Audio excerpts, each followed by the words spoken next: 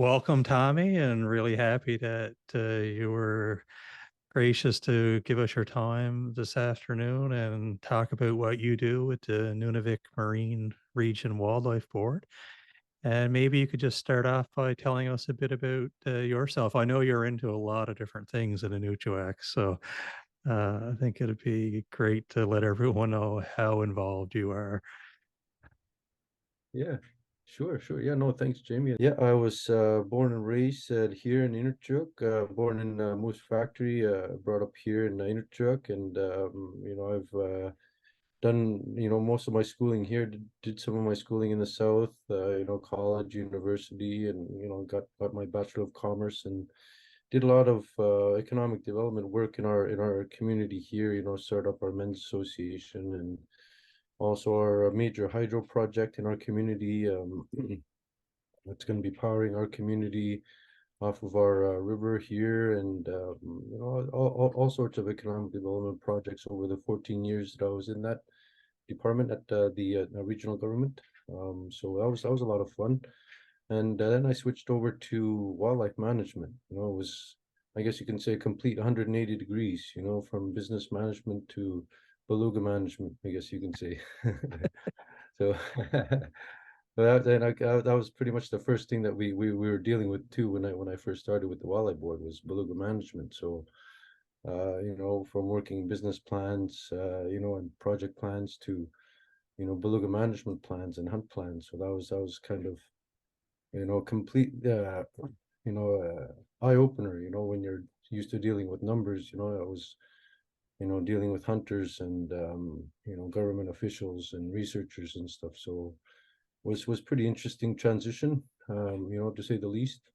But thankfully, I am a hunter myself, so I know a lot of these hunters that I work with, in our community, in our coast, in our whole region. I know them pretty well, and things have been going pretty well, in terms of beluga management, over the years that I've been involved. We had major quota systems across the whole region. When I first started, which was very hard to manage. Between communities. Where they had some communities going over their quotas and some being affected. Some not even being able to harvest any at all, and then they had the season close on them. Those that chose to harvest in the fall. For example. So it was a major issue, try to deal, with these issues, with the regional quota and everything. So we were looking at the numbers and stuff, and then looking at, how things, really work. And we listened to the elders more and, had more Inuit involvement, and then, kind of saw a better picture of having just a certain area, let's say, just the Hudson Bay arc inside the Hudson Bay region here, just having that region, among the three communities, Inukjuak, and Kuchabik, having them split a smaller quota, while the rest of the region has no quota, but a certain closed season, 2 months out of the year, while the rest of the months are quota free. So this is how we are working right now with Beluga. So it's working fairly well. It was a learning curve in the beginning. There was a high harvest all over the place. Everyone thought it was a free for all. But then we had to kind of work properly amongst our co-management partners. With Mukibik and with the RNUC, which is the Regional Hunters Fishers Choppers Association, with DFO, Department of Fisheries and Oceans, and with the elders and with the community members, and try and pull everyone back into this management plan. That has a 5-year plan, which started in 2021, I believe. So we're 3 years into this plan now. We have 2 more years left, so it's starting to balance out. I mean, we have also worked outside of the box, where we, outside of the region where there's no quota, we have, successfully worked with our co-management partners and had built 3 cabins just this summer. So they're just finished now, and we're planning to have, a hunt plan where, we send a bunch of hunters from these 3 communities to the lower Hudson Bay, James Bay region, where there's no quota. And that's in the fall season. So we're doing things, to assure Inuit harvesting rights are respected, but we're also trying to assure, the conservation concerns are met as well. So that's just one example, and now we're dealing with polar bear management where, these, three communities, these same three communities are going to be going through some workshops, on how public hearings are going to be held and, all the issues, leading up to a public hearing, and you're looking at all the research, the updated information, and that's how, these management decisions are made, by these wildlife boards, a request for decision is made by, by the federal government, and then, whether it's beluga or polar bear, they have, all the information, the best information presented, through the public hearings and, through these workshops with the elders to bring out the best information from science, the surveys, the research and whatnot, um, up to date, and then also the traditional knowledge, the Inuit knowledge of the animals themselves, what they have witnessed and observed, in their lifetimes and recently as well, to help make these decisions. If they see an abundance of polar bears, for example, that there is no real conservation concern from the Inuit perspective. So there's going to be conflicting views. So how do you make those decisions, when these issues come up? So that's kind of what we're kind of, learning to do as well, as a wildlife board. When there's conflicting issues between traditional knowledge and the sciences, where sometimes, the science isn't complete. Science is known to have, most of the answers, but sometimes when it's not complete, science is not fulfilling its own responsibilities and presenting the right information. um, even though it's up to date information, but it could not be the right information, So that's a kind of the issues that sometimes we have to deal with. And to try and get that best information is always, going to be the strive for our wildlife board, and I believe for all wildlife boards to, make the best decisions to present to the ministers for final approval. Yeah. So how many years now have you been with the board? I've been with the board since 2016. Kind of switched in 2016 during the summer, and it's been a pretty interesting change since. Yeah, no, that's the reason I asked. I was really curious about your opening point there about the transition from business into wildlife management, and like how did they find you and lure you over and get you interested in that? Like, how did that all happen back at the time?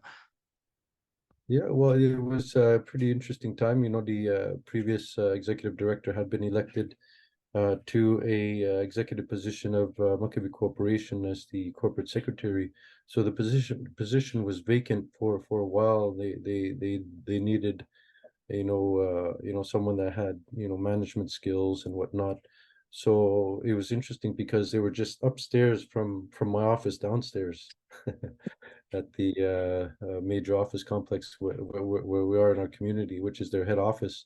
Was, I mean, my whole career I wanted to do business management and, support businesses or start even my own business, but just seemed appealing to work with hunters and, to try and, work the best ways for hunters, and also to even consider start self managing wildlife, ourselves. And that's kind of the steps we're slowly taking now, through strategic plans that we're starting to do now.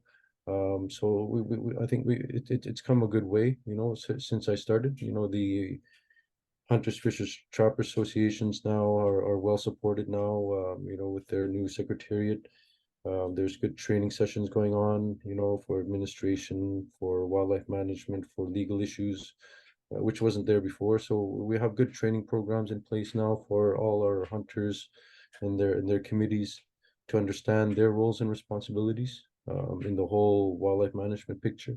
To provide, their best knowledge and advice, on these wildlife issues, as we progress.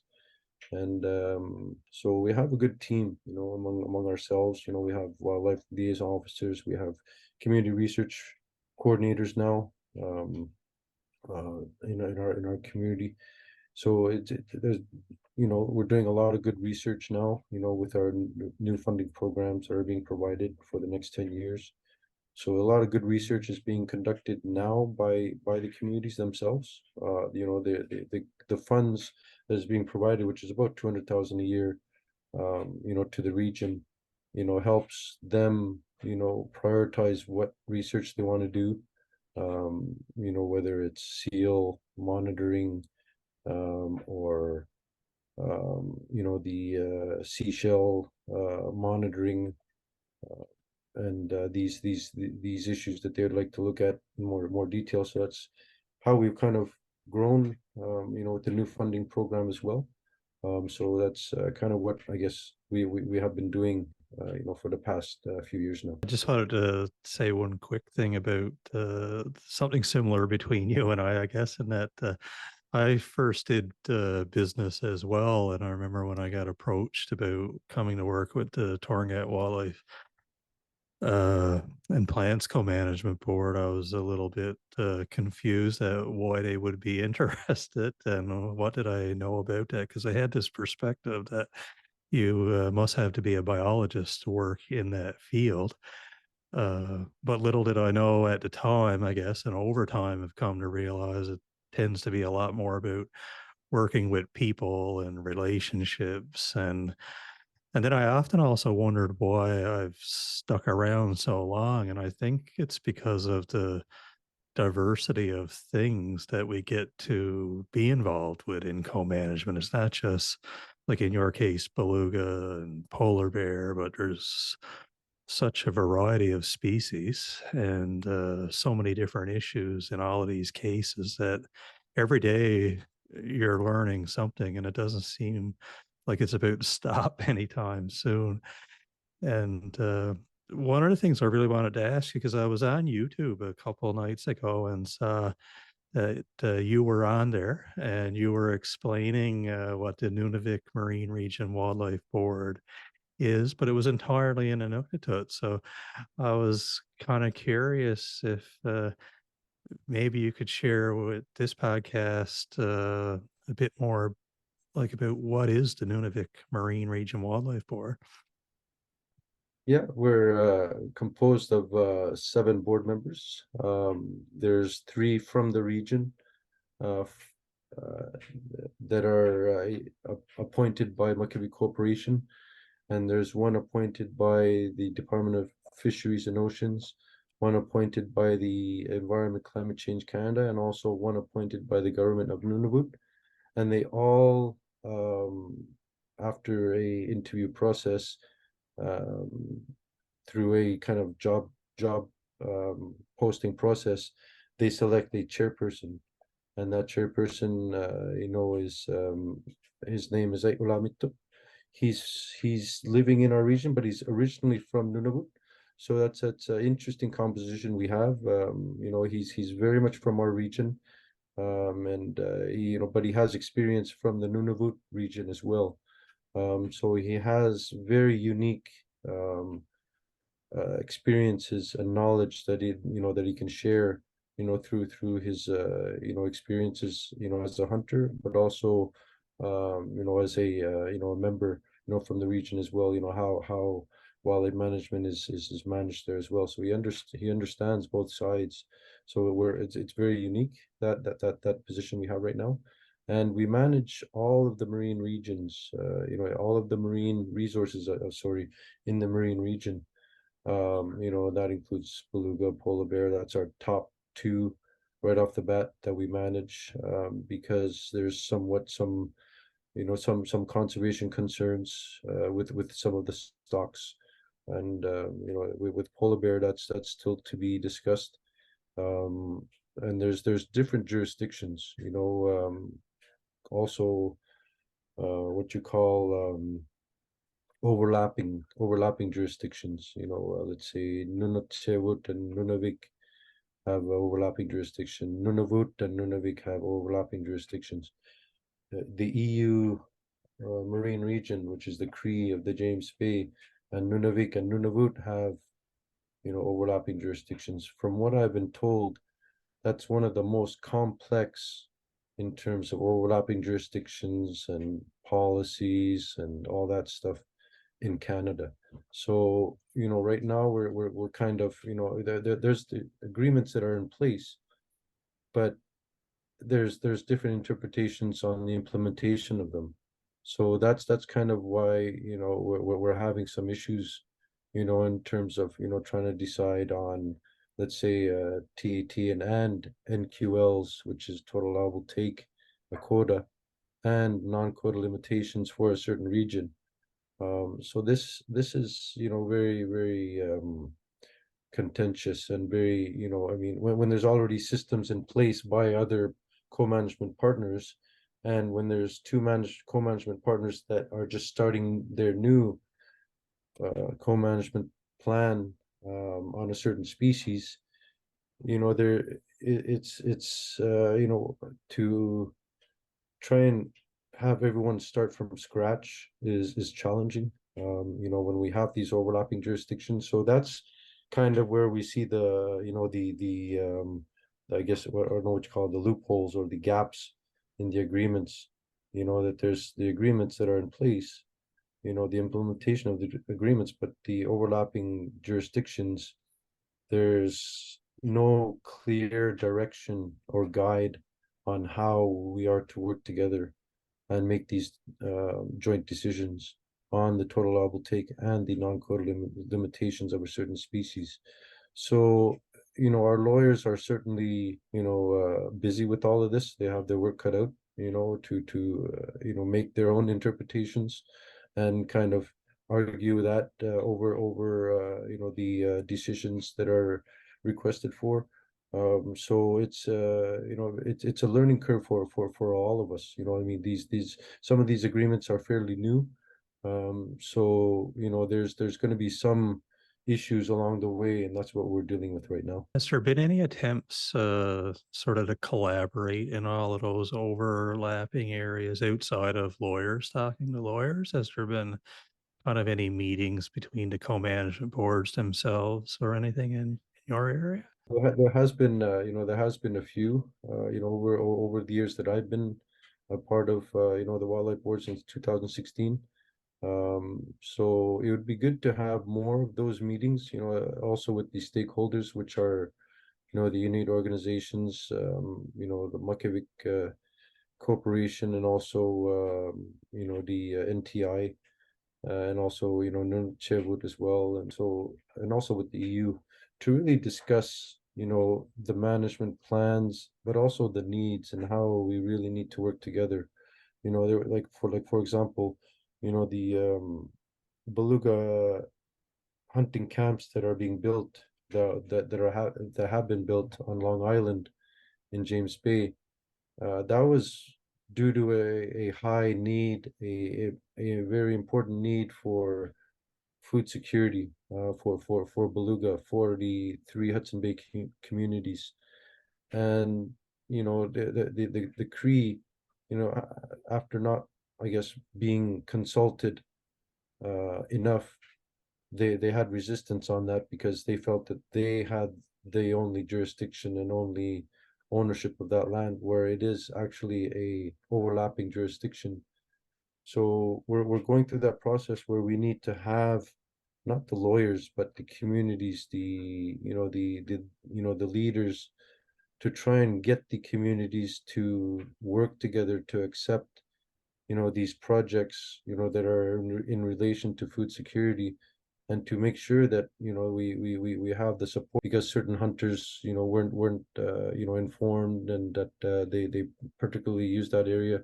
So there's a lot of, public relations that goes along with these management plans, and to have these not only co-management partners, but neighboring regions, Nunavik, EU Marine Region, Nunavut, we need to have more of these kind of when it comes to important, wildlife management issues, these species cross these jurisdictional boundaries all the time, throughout the year, migrating back and forth. So we really need to have a better picture, of, who is really harvesting from these. Is it really just this group, or is it a larger group? I mean, we really need to have a holistic approach, holistic view of not just looking through our own region and narrow view. We need to look at the whole species and the whole migration route and how it is, being exploited, or how it is being um, hunted and managed, and to try and get like a more supportive and understanding of the whole approach, because some communities were, from what I remember in the beginning, were completely against the whole system, and just they were rogue hunters, there were all that stuff. But now you see less and less of that. We see more and more of, okay, we see more and more of Inuit leading these management plans and leading these, such as ourselves here, the Wildlife Board, the Arnuk, and having these plans that make more sense, where there is an obvious kind of conservation concern, which is kind of evident to the Inuit as well. Then they buy into that. It's very important to really think, like you said, very much, which is very important. When you were offered this job, that you thought it was just wildlife biologists, but it's really important people, that understand and kind of connect these dots, but also have a good sense of the community, and sense of what is realistic, of what the community would be able to buy into, and how the community can buy into these management plans.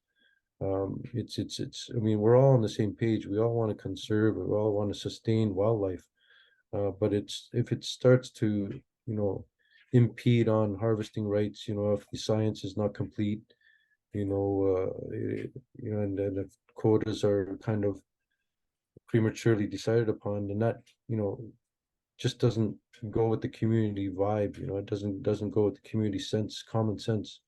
So I mean, we don't harvest commercially. That's one thing that the government, I guess, still needs to understand, or has, because all the other areas that they do manage, they're it's all commercial. If you think about it, Inuit region is the only area that is mostly non-commercial, but it's mostly sustenance, to sustain, for food security.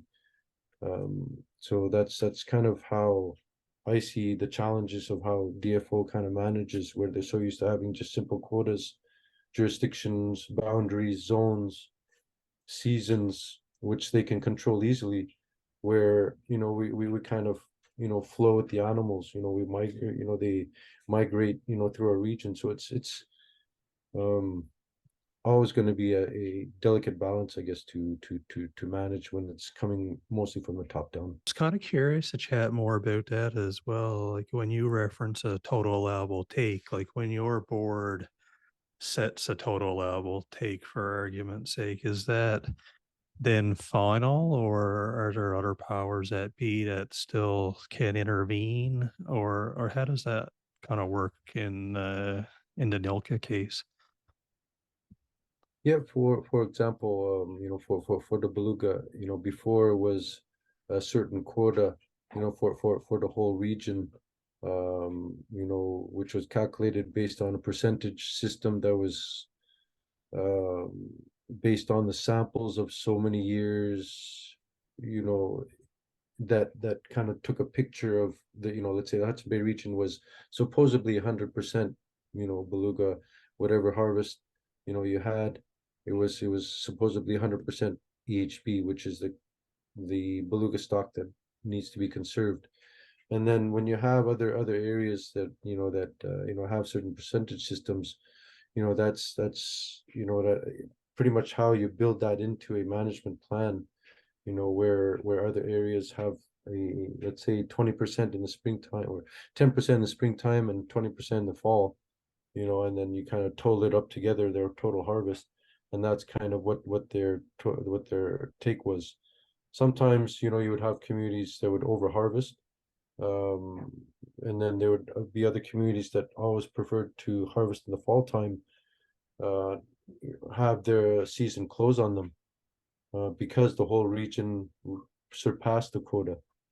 So once that was in place, there was a lot of fighting in between the communities, a lot of, splitting the communities apart. It was almost disheartening to hear and listen, to see all these hunters, that are so used to working together.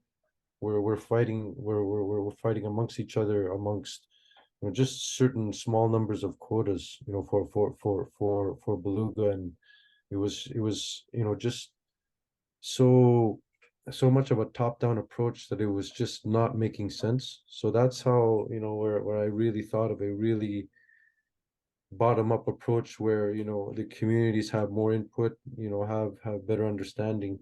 And that's where we were told that, through a lot of elders, Harry Upik being one of them, that, you know Angawa Bay and Hudson Strait are such a large number of belugas that there should not be a quota, throughout the year.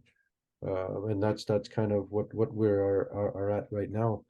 And with the sampling programs that we have been really promoting within our region, within the Hudson Bay, with the samples that we had last year, they found out this year that there was actually five harvested from last year that are non-EHB in the Hudson Bay, and apparently it was 100%, according to the DFO science.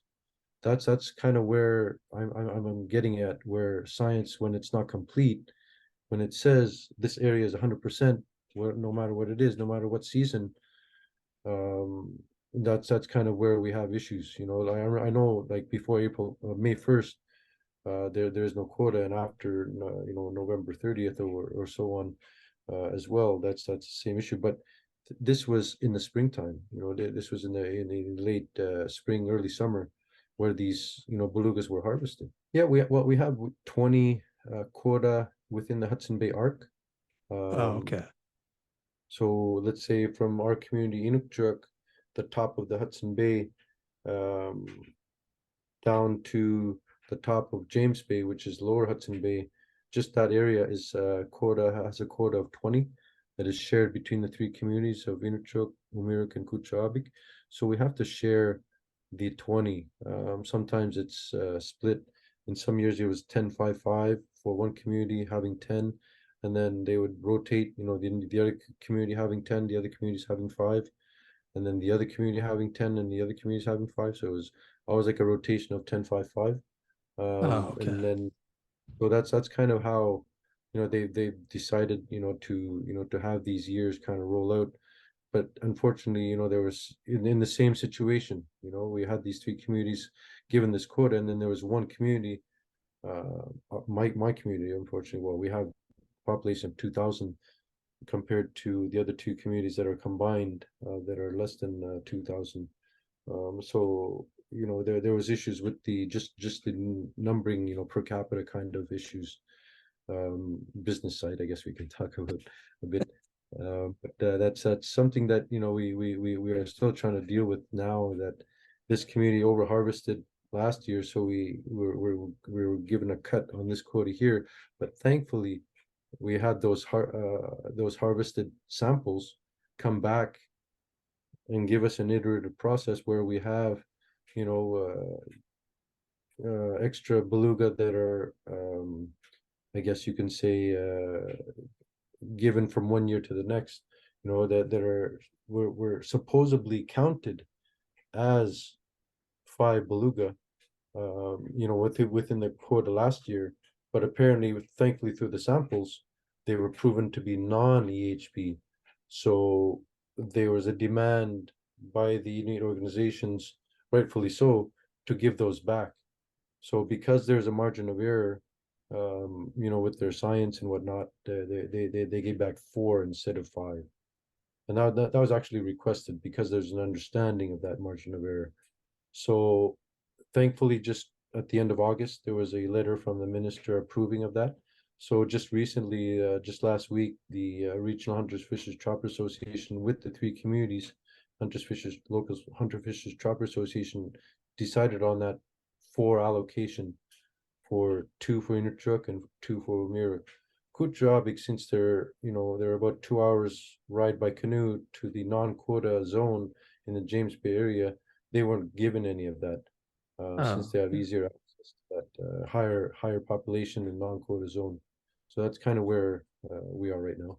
yeah, and you mentioned the minister approved that, so it's a similar situation, I guess, in other areas where the board makes a recommendation or decision, and the minister approves it or disapproves it. And I guess curious to hear what has the experience been like with Nunavik Marine Region Wildlife so far in terms of recommendations being accepted. Has it been positive, or has there been? Yeah, I think I mean, we always got to put a very solid argument, based on the best traditional knowledge, based on the best updated science, and we always have to put solid arguments. And we're always also trying to lean on more, uh, for having open doors to local management, building that kind of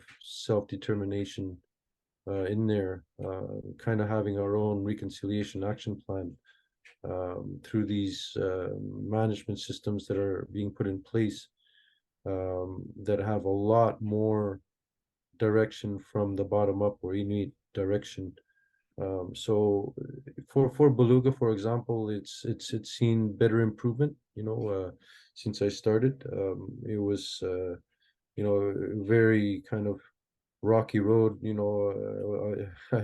I chaired a workshop on Beluga when they were just had that Beluga season closed for that year, and they were still kind of verbally throwing things at each other. I mean, there was still those kind of issues just when I started. So it was just that kind of environment. Now it's more of a supportive environment. There you see more communities from, let's say the Angava Bay side or the Hudson Strait side, inviting hunters from our communities here that are in this quota zone to hunt with them in their communities, to at least hunt, two or three for our community so we can share. So there's a complete turnaround on kind of how the hunters are working together. It's kind of back to how Inuit used to work together, just to kind of helps serve and harvest for community food security. That's pretty much the bottom line. And throughout the year, we don't always harvest beluga, only certain seasons, like mostly in the spring and fall seasons, mostly some the early fall, August, in the springtime. And July, we it's our tradition to not touch them. It's just our tradition to let them, roam, and get their babies and whatnot. And so that's kind of our tradition in that.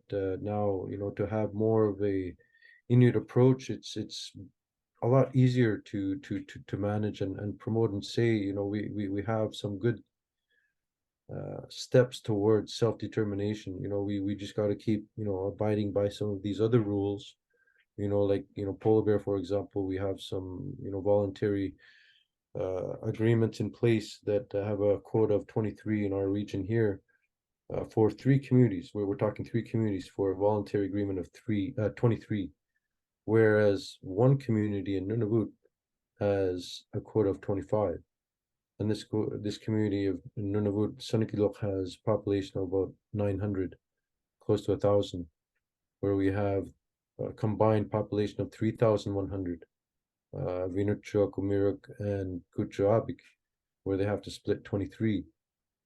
So you automatically see, this is the issue when we have this kind of top-down approach, where we kind of have the government making these decisions, when it's not properly allocated. We're not looking at, the community needs. Let's say Inukjuak might have a higher need than, let's say Umirak, where it has a smaller population of about 700. So it's we're here, we're about 2,000. in a very very healthy hunting population, just like any other community. So if you see that as a per capita as for hunters as well, it's a higher percentage of hunters in our community. They all have to feed their families as well. So like I was saying, we don't always hunt beluga throughout the year. We have only a certain size freezer, and we're not rich, we can't afford large freezers. We have modest freezers that have to have caribou, fish, seal, beluga, ptarmigan, all sorts of animals and mussels, sea urchins. We have a good variety of a diet that I don't believe will ever make any of our animals extinct. The only reason why there's a conservation concern with the beluga is because of the Hudson Bay Company. They harvested in the thousands.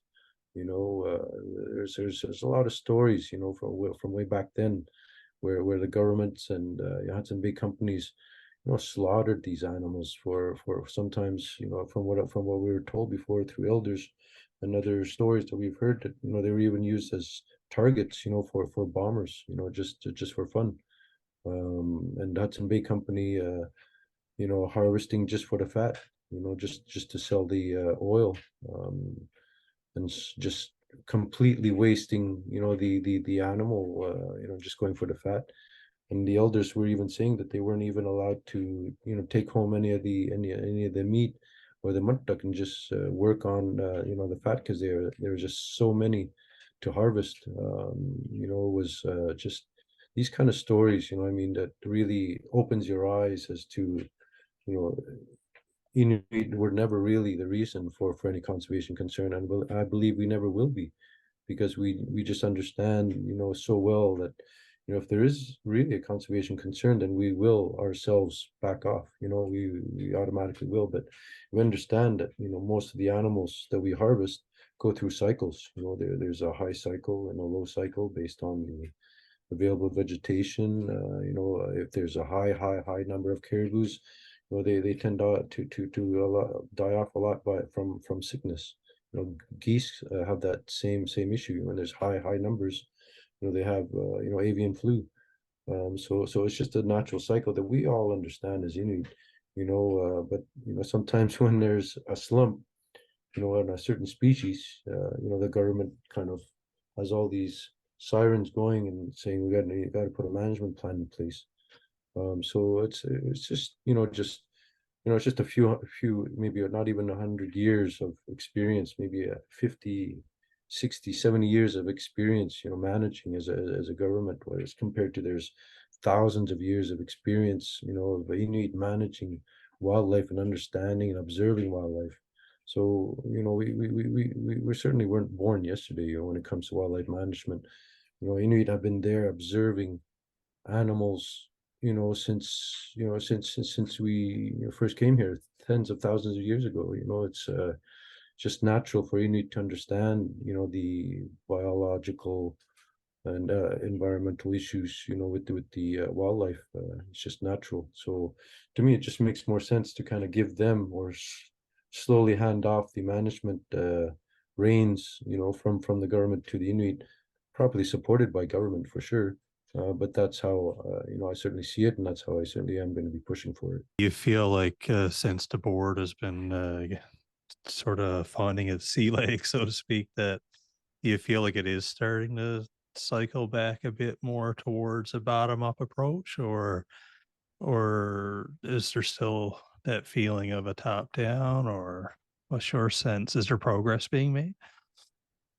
Yeah, yeah, and there certainly is progress. There's just so much focus on the numbers themselves. There's going to be some eventual focus on, the habitat, of these species. We have to kind of again, not have this narrow view of just the animals themselves, but also their habitat. If there's anything affecting them, that would affect their, production rates, or whatever, or their spawning grounds or whatever. So that's kind of, like the next kind of phase that, that we eventually want to go to. and kind of make sure that, that there's ways, let's say if there's a lower number of char or whatnot, you try and put, hatcheries, char hatcheries and, certain communities to increase the number of fish, abundances. Because, over the years, a lot of the communities have overfished and, kind of, a lot of the, fish and other species in the in the sea are a lot of what the animals feed on themselves. So if we kind of turn around and kind of look at the habitat and start producing more char through the hatcheries and whatnot, it kind of help certainly help the habitat and then environment. You don't have to be a biologist to to understand that. If Yeah. there's issues with shipping routes, to make sure that during these areas, that they make sure that they go slower or they avoid certain areas, for the shipping routes, because there's going to be an increase in these ships, over the years, with the climate change and whatnot. So, there's certain things you need to do in the future as well. Not just have this narrow focus on numbers and quotas and mathematical formulas to make probabilities based on hunter, numbers and whatnot. It's just a numbers game when you really look at it. But if you really kind of look at a holistic approach, kind of make sure that there's a buy-in, kind of, you need leading it, then would be a real management plan in place. Yeah. Otherwise it's just a power struggle between Inuit and government when you were talking quotas. So did you get your char this summer? Oh yeah, yeah, a lot of char. Yeah, I got just last week we got four, so Oh, it was good. I got good sized chars. perfect. I was kind of curious just to switch gears a little bit because, and I noticed we could talk all day about polar bears, and you and I have talked about it a lot, obviously, uh, and curious about how everything unfolded with the South Hudson Bay population a few years ago, and that sort of made its way through the court system, and that was a educational process, I think, for all of us who followed along, and how it all went. And one of the things that I kind of reflected on a little bit, and I just wonder, was it ever an option for the board to not set a total allowable take at that time? I know the minister varied what the decision was in that case, and obviously people weren't happy about it. But was it an option to simply not set a total allowable take in that case? Yeah, I mean that's something that I mean, looking at historically the numbers of harvest of polar bear. There was only one year where we had a abnormally high harvest, and it really depends on the ice conditions as well. When we have a lot of strong winds coming in, from out west, after being open for a while, it kind of brings in all the polar bears. It's kind of see how, and then you see how polar bears are shifting. It's really because of the ice. There's no boundaries, there's no zones, there's no maps that they follow. It's just the ice, and the seals that they hunt. So it's that that variation that was done. It's certainly going to make things challenging, going forward. It's all these issues, coming together, it makes you kind of wonder why there's a wildlife board in the first place. When you try and make the best decision based on the best available traditional knowledge, the best available science, and then kind of having a rejection or variation on that is certainly challenging. I mean, it kind of makes you really wonder why wildlife boards were made in the first place, when these variations or rejections can be made in the final end, when it's really these government appointed people that are on these boards as well. I mean, it's hard to kind of I guess understand sometimes, when I guess when I'm not so far in my career. I mean, there's just a lot of issues, legal issues, when it comes to these decisions, and whole legal context kind of comes into picture when when you're making a decision. And then if it's approved, it's fine. The government implements it and make sure that it's communicated and enforced. That's what the government does. Once it's approved, but when it's varied or rejected, um, you know, you got to first kind of ask, is it right for the government to reject it? Is it uh, is it affecting Inuit harvesting rights without affecting a conservation concern? That's usually the first question. And when you look at what a conservation concern is, you got to really look at everything. You got to look at the harvest levels, not only just in 1 year, but over a long period of time. And that's what Muckaby did. And that's what the argument is, that there should not be a quota based on the harvest levels over the years, and that's kind of what their argument is now. Based on the harvest levels over the years, that there should not be a quota. So right now it's just trying to put together a solid argument for that. That's all I guess it's a science or an art, I guess you can say. But that's something that we're facing right now. Like when the minister at that time varied the decision, I guess did it come with much rationale from the minister, or was it just more here does the decision and that's it? Yeah, I mean, looking at the surveys and the latest information, a lot of reliance is on science and the surveys and these results and scientific information. So that's usually what is usually their argument based on science. It, there is still a conservation concern, so please vary your decision based on these parameters. So that's kind of what is usually provided when a variation is made. When it's completely rejected, that's kind of a different story. Um, so when it's varied, it's, let's say we put a decision of 24 Beluga in the Hudson Bay Arc. The government varied it to 20 based on their science and information. So that's just one example of a variation. Complete rejection is just, no, you got to start from scratch again, please. Present a plan that makes conservation concern a priority and whatnot. So that's what when they reject, when it's a variation, they just accept a part of the decision, but they change the other part. Let's say the quota for example here.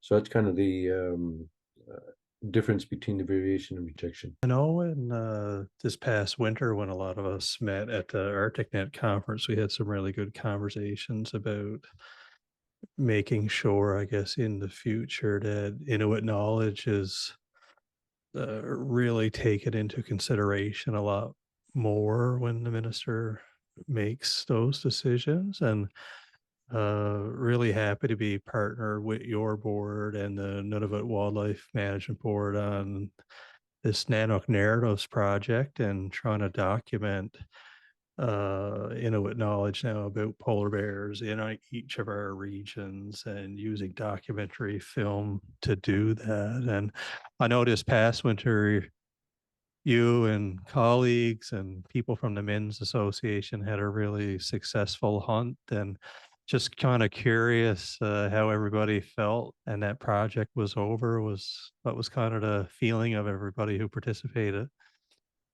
Yeah, it was great, and I mean, the elders were very happy to share their knowledge. I mean, that I think is always nice to see. When the elders kind of appreciate being appreciated. That was very nice to see, and I think everyone just kind of had a very good understanding of what polar bear management is. It was kind of a discussion about that on the side as well. This is a documentary. We're going to talk about a lot of Inuit knowledge, but just a good understanding that we need to put something on paper about polar bear management, And that's kind of what, everyone kind of understood in the end. And also just, the fact that, we shared, the polar bear, and knowledge was shared. That was, I think, something real special, for the younger guys, younger kids, and also the hunters as well, to have that discussion about polar bear and just sharing that knowledge. It was very informative. I mean, for myself, I always like to hear that. I've been a part of our men's association for over 20 years, and a lot of our board members over the years have been elders, and they always tell great stories, and that's kind of what I think we captured pretty well, to go along with the hunt, to also capture that, knowledge, that experience, just understanding the level of experience they have based on the stories that they tell. It was, real eye opener, and just, you know, also, putting in practice kind of the skills to hunt a polar bear. It was very, we've heard stories, of elders saying, that back in the day they used to have whole seals, bearded seals, preferably, harvest them, and they'd put them on the ice, and cut them open, leave them there, and have them as bait. And those were the stories back in the day, when the elders were harvesting polar bears, for sustenance, and also for income. Hunter would harvest, a seal either on open water or through a breathing hole. Would put the seal on the ice and leave it. And that's what we used to be, the way before. And what we did, with our hunters, ourselves, we harvested a seal. We drove it around on the ice, few hundred yards back and forth, over a certain area, the wide area, just to kind of get the seal fat aroma in the air and on the ice. And was left after that around that area where it's nice and flat, kind of using it as bait. And next day, yeah, we caught it. We caught a polar bear. So that's just shows experience of how keen Inuit are, in how, looking at an animal, what the best way is, to harvest it. So that was very nice to see and put together for the documentary. That's going to be nice to see. One of the things that really jumped out at me hearing all the stories about it is the work that you're doing with the young people in the community too, and making sure that there is this cultural continuity. I know we're hearing stories now where there's starting to be more and more worry about that in cases where there are hunting bans in place for species like caribou. And I really got the sense from the footage that I saw and listened to the stories that in your community, there's a lot of effort going into making sure that the skills are kept in place, people are practicing, and there's a Yeah, bright future there. And that kind of brings me to my last question I was going to ask you is what are you excited about this year? yeah. This year, the more, I think more the cabins, we just had built for the beluga hunts. We want to have a blessing, opening and a blessing of it. How I see the bottom up approach, having the elders, at the forefront. That's kind of really how we're trying to frame it and kind of put it together, to have this bottom up approach led by the elders, but also kind of have a blessing. It's very respectful when you bless the food, when you bless the hunters, when you bless their equipment. It's very symbolic. When you have that done. So that's what our plan is. To have this bottom up approach led by the elders, but really, have some kind of spiritual, religious element to it as well. To have some, spiritual guidance in this whole process. To pray for, guidance, but also, for support for the wildlife itself, to keep coming, in good numbers. So that's what we're looking at to, to put together and kind of lead that approach that way. I think that's to me personally, I think that's the best way to have a buy-in and a local bottom-up approach. Have these management plans put in place, have the science and research kind of suggest things, but ultimately having the decisions made, by, the hunters and the region. That's what I envision anyways, down the road. Perfect. Well, listen, thanks so much for doing this on a Friday afternoon. I really enjoyed it. Hopefully you did also. And do you have any plans this weekend to be out on the land? Yeah, no, it's going to be raining. I went out the last 2 weekends, got char and caribou in the other weekends. So my freezers are full. So now it's just a matter of tending to my my dogs in my cabin here. So yeah, just going to be relaxing and repairing and renovating, preparing for the winter. Well, all right. Well, you take care, Tommy. Yeah, all right. You too, Jamie.